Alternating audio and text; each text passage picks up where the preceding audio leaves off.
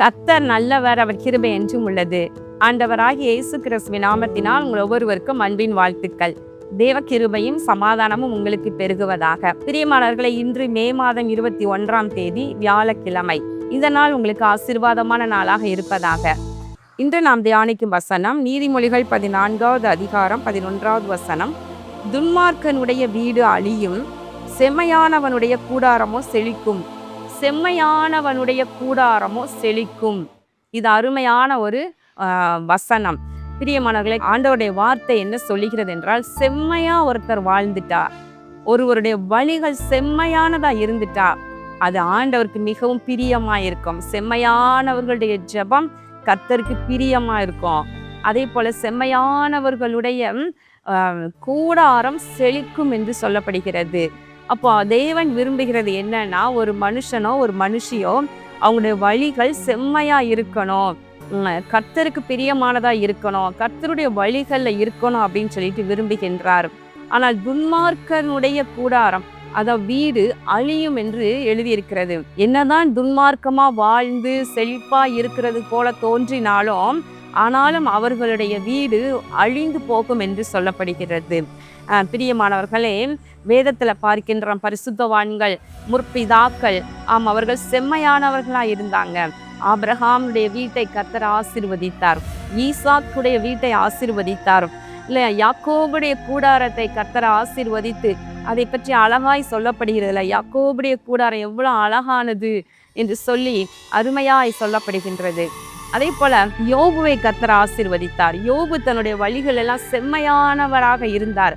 யோபுவை சாத்தான் சோதிப்பதற்கு முன்பதாக நம்ம வாசித்து பார்க்கும் பொழுதும் கர்த்தர் யோபுவை அதிகமாய் ஆசீர்வதித்திருந்தார் என்று பார்க்கின்றோம். எல்லா வகையிலும் யோபுவின் கூடாரத்தை செழிக்க பண்ணியிருந்தார். குழந்தை பாக்கியம், பிள்ளை செல்வங்களை கொடுத்திருந்தார். அதே நேரத்துல ஆடுகள், மாடுகள், ஒட்டகங்கள் என்று சொல்லி யோபுவுக்கு திரளான சம்பத்தை பெருக பண்ணியிருந்தார். தேசத்துல யோபுவின் கூடாரம் செழித்து இருந்தது. அதே போல நம்ம வேதத்துல பார்க்கிற ஓபேத் ஏதோம் அவர்களுடைய வீட்டை கர்த்தர் ஆசீர்வதித்தார், அவர்களுக்கு உண்டானவைகளை எல்லாம் ஆசீர்வதித்தார் என்று பார்க்கின்றோம். கர்த்தருடைய பெட்டி 3 மாதம் அவர்கள் வீட்டில் இருந்த பொழுது அவர்கள் அந்த பெட்டியை நடுக்கத்தோடு கர்த்தருக்கு பயபக்தியோடு நடந்து கொண்டு பராமரித்ததினாலே ஓபேத் ஏதோமுடைய வீட்டை கர்த்தர் ஆசீர்வதித்தார் என்று பார்க்கின்றோம். அவர்கள் செம்மையானவர்களாக இருந்தார்கள் இல்லையா? எனவே அவர்களுடைய கூடாரம் செழித்தது. பிரியமானவர்களே, இன்றைக்கு கூட நீங்க துன்மார்க்கருடைய கூடாரம் செழிப்பா இருக்கிறது போல தோன்றுது. ஆனா ஒரு நாள் அதெல்லாம் அவர்களை விட்டு கடந்து போகும். அவங்க வீடு நிலைத்து நிற்காது. அது மணலின் மேல் கட்டப்பட்ட வீட்டை போன்றது.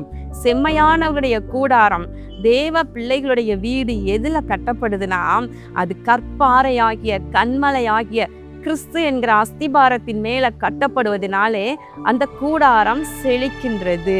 வசனத்தின் மேல கட்டப்பட்டவர்களாக அவங்க வாழ்க்கை இருக்கட்டும். ஒருவேளை சில காலம் பாடுகளோட கடந்து சென்றாலும், ஆனால் ஒரு நேரம் வரும் பொழுது உங்களுடைய வீடு செழிக்கும், உங்களுடைய கூடாரம் செழிக்கும், உங்களுடைய வீடு ஆசீர்வதிக்கப்படும். ஒருவேளை நீங்க கஷ்டப்படலாம், கஷ்டப்பட்டு முதல் ஜெனரேஷனாக ஆண்டவரை ஏற்றுக்கொண்டு ரட்சிக்கப்பட்டு நீங்க பல கஷ்டங்களை இதுவரைக்கும் குடும்ப சாபம், போராட்டம் இவைகளையெல்லாம் நீங்க எதிர்த்து போராடி நீங்க ஜெயிக்க கஷ்டப்பட்டு வந்து கொண்டிருக்கலாம். ஆனால் அதையெல்லாம் நீங்க ஜெயிச்சிருவீங்க. ஆனா உங்க பிள்ளைகளுக்கும் அந்த கஷ்டம் கிடையவே கிடையாது. நீங்க ஜெயிச்சிட்டதுனால அவர்களுக்கு அந்த சாபம் அவர்களை தொடரப்போவது கிடையாது. உங்கள் வீட்டை கர்த்தர் செழிக்க பண்ணுவார், உங்களுடைய பிள்ளைகளை ஆசீர்வதிப்பார், செழிக்க பண்ணுவார். எத்தனையோ குடும்பங்களை நம்ம பார்க்கிறோம் இல்லையா? நம் கண் காண கர்த்தர் எத்தனை குடும்பங்களை ஆண்டவர் பிரியமாய் கஷ்டப்பட்டு அவங்க வாழ்வாங்க. ஆனால் அப்படிப்பட்டவங்களுடைய குடும்பங்களை நாளாக நாளாக ஸ்திரப்படுத்தி ஆசீர்வதிப்பதை பார்க்க முடிகின்றது. அதே நேரத்துல துன்மார்க்கருடைய வீடு அழியும். ஆமானை பாருங்க. ஆமான் ஒரு துன்மார்க்கன் என்பதை நம்ம அறிவோம். அவன் அழகாய் அவனுக்கு ஒரு வீட்டை, அகஸ்வரி ராஜா அருமையான ஒரு வீட்டை கொடுத்திருந்தார். அந்த வீட்டிற்கு முன்பதாக மொர்தெகாய்க்கு ஒரு தூக்கு மரத்தை நட்டி அதுல மொர்தெகாயை தூக்கிலிட வேண்டும் என்று சொல்லி கங்கணம் கட்டி கொண்டே இருந்ததை பார்க்கிறோம். ஆனால் மொர்தெகாயினுடைய வாழ்க்கையை கர்த்தர் செழிக்க பண்ணினார். அவனை ராஜாங்கத்தில் முக்கியமான ஸ்தானத்தில் அமர பண்ணி தன்னுடைய சகோதரர்களுக்கெல்லாம் பிரியமுண்டாக நடந்து கொள்ள பண்ணினார் என்று பார்க்கின்றோம். ஆனால் ஆமானுடைய வீடு அழிந்து போனதை நம்ம பார்க்கின்றோம். பிரியமானவர்களே, செம்மையா நீங்க வாழ்ந்து பாருங்க, கர்த்தருக்கு பிரியமா வாழ்ந்து பாருங்க. கண்மலையாகிய கிறிஸ்துவின் மேல கட்டப்பட்ட வீடாக உங்க வீடு இருக்கட்டும். உங்க வீடு செழிக்கும். கண்களை மூடி ஜெபம் பண்ணுவோமா? எங்கள் அன்பின் பரலோக பிதாவே, உம்மை நன்றியோடு உம்மை துதிக்கிறோம் ஐயா, உம்மை ஸ்தோத்திரிக்கிறோம் அப்பா.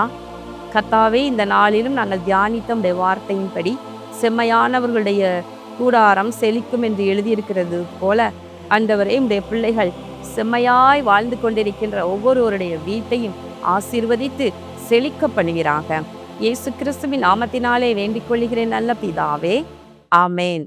கர்த்தர் உங்களை ஆசீர்வதிப்பாராக. ஆமேன்.